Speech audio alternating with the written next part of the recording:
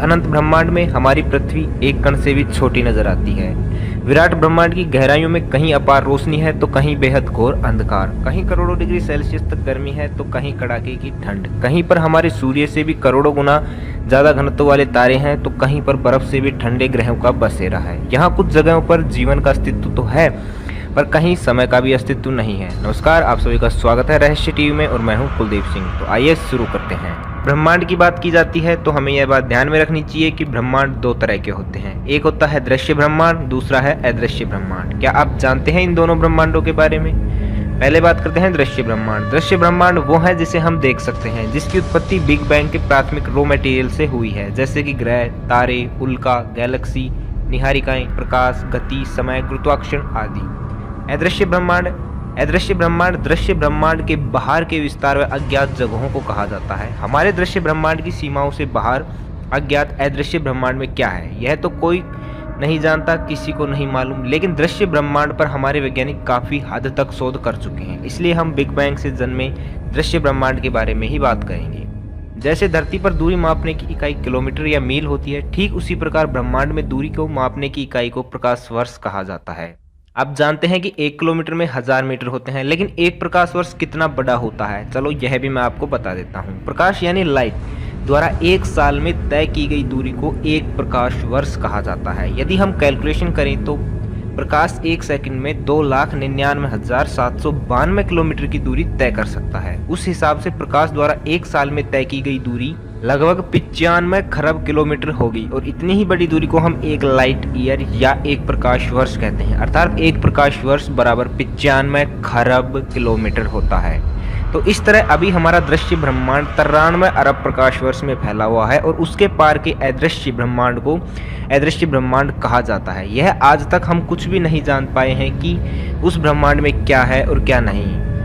आज इस वीडियो में हम जानेंगे कि हमारे दृश्य ब्रह्मांड में क्या क्या है और हमारे दृश्य ब्रह्मांड की उत्पत्ति कैसे हुई। वैज्ञानिकों द्वारा ब्रह्मांड की उत्पत्ति का आधार बिग बैंग थ्योरी को ही माना जाता है। सन 1927 में महान खगोल शास्त्री जियोरिस लिमेट्रे ने एक समीकरण दिया जो अल्बर्ट आइंस्टीन की थ्योरी ऑफ जनरल रिलेटिविटी पर आधारित थी। इसके अनुसार ब्रह्मांड की उत्पत्ति एक प्राथमिक परमाणु से हुई और एक महाविस्फोट के साथ ब्रह्मांड का विस्तार हुआ और ब्रह्मांड के पदार्थ एक दूसरे से दूर जाने लगे। तो शुरुआती दौर में लेमेट्री की थ्योरी का मजाक उड़ाया गया। लेमेट्री की इस थ्योरी को सबसे ज्यादा खंडन करने वाले वैज्ञानिक थे फ्रेड होले। होले की थ्योरी के अनुसार ब्रह्मांड के पिंड एक दूसरे से दूर नहीं जा रहे हैं, बल्कि उनके बीच एक नए पदार्थ प्रतिपादित हो रहा है जिसे डार्क मैटर कहते हैं। उन्होंने फ्रेडी होले मॉडल थ्योरी को प्रकाशित किया और लेमेट्री की थ्योरी को बिग बैंग आइडिया कहकर उनका मजाक उड़ाया। काफी समय पर दुनिया के वैज्ञानिक इन दो सिद्धांतों के बीच में विभाजित रहे, लेकिन जैसे जैसे समय बीतता गया वैसे वैसे वैज्ञानिक प्रयोगों से यह साबित हुआ कि लेमेट्री की बिग बैंग थ्योरी ही सच है, और बाद में लेमेट्री के विरोधी भी उनके पक्ष में होने लगे। सन 1965 में कॉस्मिक माइक्रोवेव बैकग्राउंड की खोज की। इस खोज ने लेमेट्री की बिग बैंग थ्योरी को सबसे ज्यादा मान्य सिद्धांत का दर्जा दिलवाया था। आज लेमेट्री की बिग बैंग थ्योरी ब्रह्मांड की उत्पत्ति के लिए सबसे ज्यादा मान्य सिद्धांतों में से एक माना जाता है। बिग बैंग थ्योरी के अनुसार आज से लगभग 13.5 अरब साल पहले ब्रह्मांड के सभी अणु परमाणु एक दूसरे के पास थे, इतने पास कि सभी एक जगह पर थे, मानो सारा दृश्य ब्रह्मांड जो हम आज देख रहे हैं वो एक छोटे से बिंदु में समाहित हो, और उस वक्त वो बिंदु अपार घनत्व वाला और अत्यंत गर्म रहा होगा। ये वो स्थिति है जहाँ पर फिजिक्स का कोई भी नियम काम नहीं करता। इस अवस्था में अंतरिक्ष और टाइम का कोई अस्तित्व नहीं था। उस परिस्थिति में किसी अज्ञात कारण से अचानक एक विस्फोट हुआ जिससे ब्रह्मांड का जन्म हुआ और ब्रह्मांड का विस्तार होना शुरू हो गया। ब्रह्मांड के सारे पदार्थ एक दूसरे से दूर जाने लगे। इस विस्फोट को ही बिग बैंग थ्योरी कहा जाता है।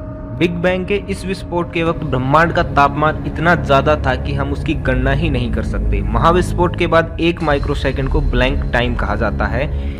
इस बहुत ही कम समय अंतराल में ब्रह्मांड का तापमान बड़ी तेजी से गिरा और 1 माइक्रोसेकंड होते होते ब्रह्मांड 10,000 अरब डिग्री सेल्सियस तक रह गया। इस अवस्था में ब्रह्मांड के सारे पदार्थ ग्लून प्लाज्मा की अवस्था में थे, जिसमें सारे कण गति कर रहे थे। जैसे जैसे ब्रह्मांड का विस्तार बढ़ता गया उसका तापमान भी कम होता गया। ब्रह्मांड के तापमान में गिरावट और उसकी प्लाज्मा अवस्था बिग बैंग महाविस्फोट के बाद लगभग 3,80,000 सालों तक चलता रहा, और 3,80,000 सालों के टाइम को डार्क टाइम भी कहा जाता है, क्योंकि उस वक्त ब्रह्मांड में कोई रोशनी ही नहीं थी। यदि आप सोचते हैं कि बिग बैंग ब्लास्ट के वक्त ब्रह्मांड में बहुत रोशनी उत्पन्न हुई होगी तो आपका सोचना गलत है, क्योंकि जब बिग बैंग हुआ उसको हम ब्लास्ट कहते हैं, और उस वक्त तापमान भी अपनी चरम सीमा पर था, लेकिन सब कुछ अंधकार में था, रोशनी नहीं थी, क्योंकि ब्रह्मांड प्लाज्मा अवस्था में था और अभी तक ब्रह्मांड में कोई अणु नहीं था, इसलिए लाइट भी नहीं थी।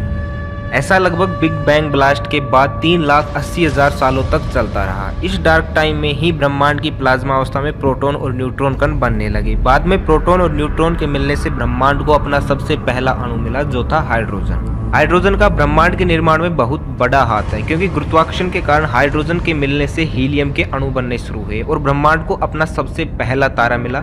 इसके बाद ब्रह्मांड में कई और अन्य तारे बनने लगे और ब्रह्मांड धीरे धीरे चमकीला और प्रकाशित होने लगा तथा डार्क टाइम खत्म हुआ। बिग बैंग के लगभग 4 लाख साल बाद ब्रह्मांड को रोशनी प्राप्त हुई थी। बिग बैंग के कॉस्मिक मैटर से और अणु बनते गए, ब्रह्मांड में ग्रह, उपग्रह, धूमकेतु और अवकाशीय पिंडों का निर्माण शुरू हो गया और इस तरह करीब 8 अरब सालों तक यह निर्माण और प्रलय का सिलसिला लगातार चलता रहा। और ऐसी ही एक घटना के चलते लगभग 4.5 अरब साल पहले हमारे सूर्य और सौरमंडल का निर्माण हुआ, जिससे हमारी पृथ्वी भी शामिल थी। सूर्य कैसे बना, इसकी अधिक जानकारी के लिए मैं एक वीडियो और अपलोड कर दूंगा।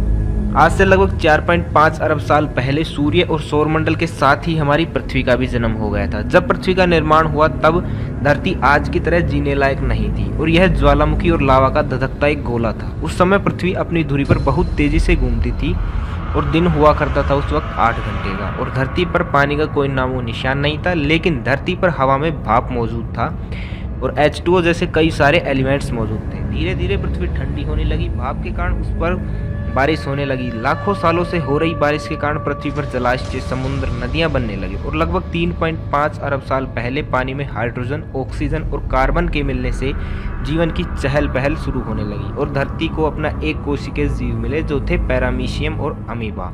इन सूक्ष्म जीवाणुओं के कारण आगे चलकर बहुकोशिकीय जीव बनने लगे और पृथ्वी पर धीरे धीरे जीवों की भरमार होती गई। वैज्ञानिकों का मानना है कि धरती की तरह ही किसी और दूसरे ग्रह पर भी जीव रहते होंगे, जो या तो हमसे बुद्धिमान भी हो सकते हैं या हमसे कमजोर भी। ब्रह्मांड का यह आरंभ और अंत का सिलसिला ऐसे ही चलता रहेगा। जो जन्मा है उसका अंत भी निश्चित है। इसी तरह ब्रह्मांड में भी हर जन्मी चीज का अंत निश्चित है और खुद ब्रह्मांड का भी अंत निश्चित है। वैसे हम चाहे जो भी पैमाना अपना ले, ब्रह्मांड कितना बड़ा है इसका सही अंदाजा लगाना मुश्किल है, क्योंकि एक तो इन अंदाजों के सही या गलत होने की पक्की पड़ताल नहीं हो सकती, दूसरा ब्रह्मांड बहुत ही तेजी से फैल रहा है। अब धरती से सबसे दूर जो सितारा है उसकी रोशनी पृथ्वी तक पहुंचने में अरबों साल लग जाते हैं, तब तक ब्रह्मांड और ही कई गुना फैल चुका होता है। नासा के वैज्ञानिक इसे कुछ इस तरह समझाते हैं। वो कहते हैं कि आप एक गुब्बारे में कुछ बिंदु बना लें, फिर इसमें हवा भरकर फुलाएं। हमारा ब्रह्मांड कुछ वैसे ही फैल रहा है और जो आपने निशान बनाए हैं वो हमारी मिल्की वे जैसी आकाश गंगाएं हैं, जिनके बीच दूरी लगातार बढ़ती जा रही है। वैज्ञानिकों की पड़ताल के मुताबिक धरती से जो सबसे दूर का सितारा है वो करीब 14 अरब साल पुराना है, यानी उसकी रोशनी को धरती तक पहुंचने में इतना वक्त लगा। इस वक्त ब्रह्मांड और फैल चुका होगा। तो इस आधार पर वैज्ञानिक कहते हैं कि आज वो तारा धरती से करीब 46.5 प्रकाश वर्ष दूर है। इस हिसाब से ब्रह्मांड आज 93 अरब प्रकाश वर्ष चौड़ा हो चुका है। अब इस दूरी पर भी बहुत से किंतु परंतु हैं, लेकिन इस मोटे अंदाज के आधार पर भी ब्रह्मांड के बारे में सोचने से हमारी आंखें खुली की खुली रह जाती हैं। हमें अपने छोटे होने का शिद्दत से एहसास होने लगता है।